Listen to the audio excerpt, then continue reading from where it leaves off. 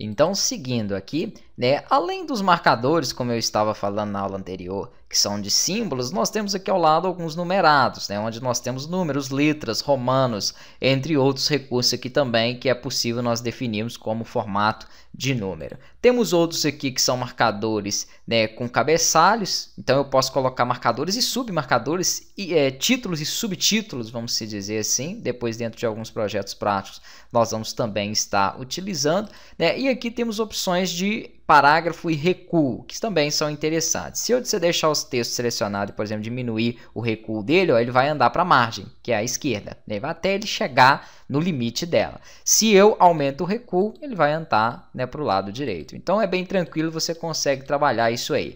Aqui nós temos um recuo, sempre para qualquer marcador, ele tem um recuo simples. Não só para marcadores, eu poderia pegar o meu título e também aplicar um recuo nele. Isso aí, né, fica a critério aqui do seu tipo de documento. Então, você pode aplicar esse recurso em qualquer tipo aqui, né, de item dentro dele. Ao lado aqui nós temos uma opção de classificação, né? Então, às vezes eu tenho alguns textos, algum item e eu quero trabalhar com classificação. Clicando aqui, ele vai dar a opção de classificar por parágrafo, por título ou por campos, né, em ordem crescente ou decrescente, para que você possa organizar um documento. Aqui nós vamos ter uma opção também para poder trabalhar com, seria a seleção, onde eu posso então exibir ou não, né, mostrar ou não parte do meu texto. Quando você insere aqui, ó, essa opção, ele te mostra, por exemplo, nós tínhamos aqui o título do documento.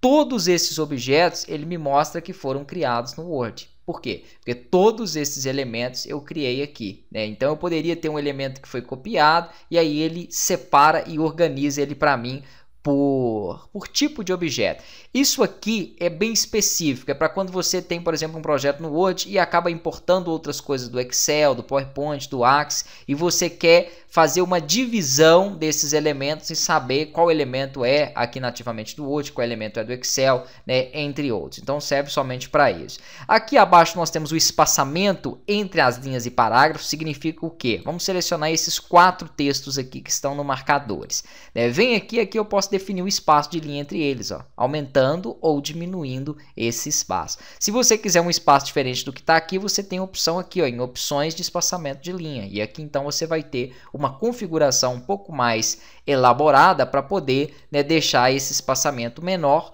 ou maior, ok? Nós veremos também depois em alguns documentos. Aqui eu tenho uma opção de sombreamento para o texto, que basicamente coloca uma cor de fundo em toda a linha, né? Então, se a linha do marcador pega, por exemplo, desta parte onde iniciou o recuo até essa, ele coloca então exatamente neste local esse preenchimento. Essa linha, por exemplo, já vai ser um pouquinho maior aqui à esquerda, então eu seleciono o texto e aí eu aplico essa cor de fundo. É muito utilizado, por exemplo, em jornais, né? Jornais, revistas, eles utilizam bastante esse marcador aqui ao fundo. E do lado aqui nós temos também interessante, vou selecionar esse texto, as bordas. Eu posso colocar uma borda na parte inferior, ó, que é uma linha, né? Uma borda na parte superior, uma borda à esquerda, à direita, colocar todas as bordas, que nesse caso aqui, por exemplo, do texto, ele faz uma caixa.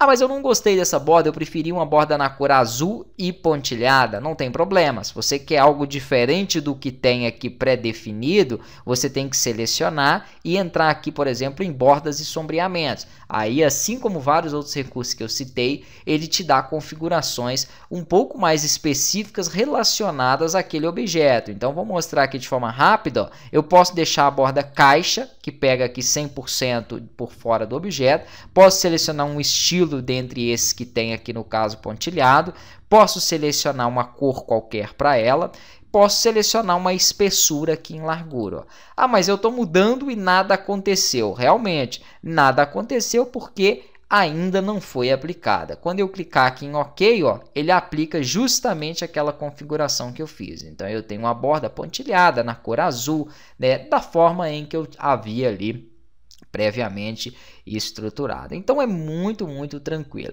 Vou selecionar o título aqui e aqui acima nós temos estilos, que são estilos prontos, né? Cada um deles, ó, que você clicar, vai te dar uma personalização diferente. Então eu tenho aqui vários estilos. Toda vez que eu tenho essa seta para baixo, né, dentro dos recursos, significa que eu posso clicar e ali eu vou expandir mais opções de trabalho. Então são vários estilos de texto, que são nada mais nada menos que configurações de texto pré-definidas, né, prontas, algum com um tipo de fonte específica, um tamanho de fonte. Ó, por exemplo, esse aqui tem uma margem superior e inferior. Eu posso vir aqui depois que eu selecionei o estilo e perfeitamente aumentar ele, trocar a cor da letra, trocar aqui o efeito aplicado, tudo isso. Então são estilos de textos que já vêm pré-definidos aí para que nós possamos utilizar.